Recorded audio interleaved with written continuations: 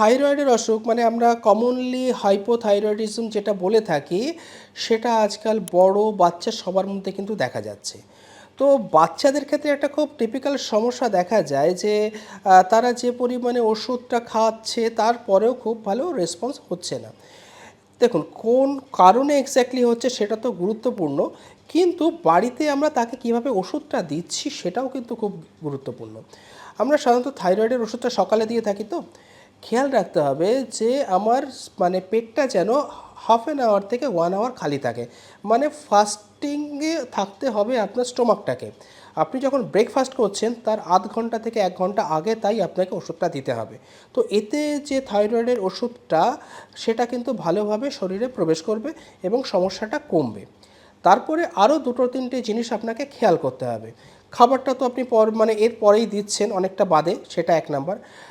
আর একটা জিনিস যেটা হলো আয়রনের ওষুধও অনেক সময় আমরা বাচ্চাকে দিয়ে থাকি। তো আয়রনের ওষুধ কিন্তু ধারে কাছে দেওয়া যাবে না। ধরুন আপনি যদি সকালবেলায় থাইরয়েডের ওষুধটা দিয়ে থাকেন, আয়রনের সিরাপ বা ক্যাপসুল কিন্তু তাকে দিতে হবে দুপুরবেলায়।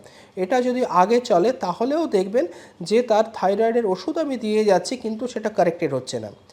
আর একটা জিনিসও আমাকে মাথায় রাখতে হবে, যেটা হলো বাচ্চারা ওষুধপত্র কিন্তু ঠিকঠাক খায় না। তো আপনাকে কিন্তু মাথায় রাখতে হবে, হ্যাঁ, বড়রা সে জানে আমাকে এখন খেতে হবে, বাচ্চাটি যেহেতু আপনার উপরই ডিপেন্ডেন্ট ওষুধটার জন্য, আপনাকেই কিন্তু খেয়াল রাখতে হবে না আজকের ওষুধটা যেন মিস না হয়।